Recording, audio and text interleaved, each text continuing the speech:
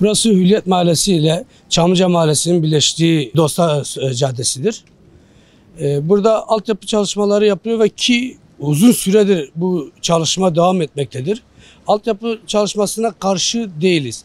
Lakin daha düzgün ve koordinasyonlu bir şekilde, çabuk bir şekilde bitmesi taraftarıyız.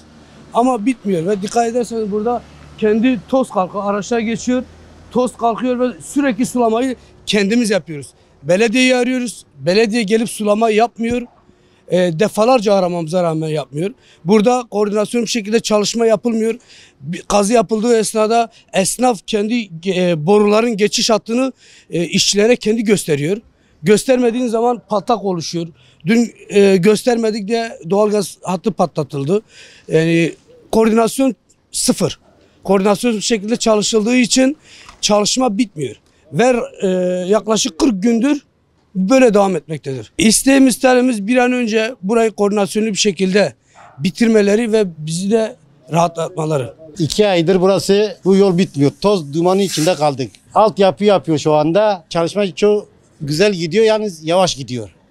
Bir anda hızlı olsa çok güzel olur. Toz dumanında kalıyoruz abi. İnsanlar burada geçemiyor. Arabalar bazen geçiyor, bir hızlı gidiyorlar. Toz dumanda kalıyoruz. Her gün burayı yıkıyoruz, gene aynıdır. Burası bitmesini istiyoruz. Başka bir şey istemiyoruz onlarda. Bir anda bitsin de bir anda asfalt yesinler yeterdir. Toz dumanda kurtulalım yeter ki. Toz duman içindeyiz yani. Zaten bir 15 gün falan kapattık, açmadık. Yani akşam saat 6'ya kadar açmıyorduk. Yani içerideki eşyalar toz dumandan, o yüzden bir 15 gün kadar açmadık yani. Tüketim var, elektrik var, kira var. O yüzden sıkıntı çekiyoruz yani. Bir an önce bitse iyi olur yani. Yol çalışmasına karşı değiliz. Ama yani günde 10 metre ilerlemiyor. Çok yavaş ilerliyorlar yani.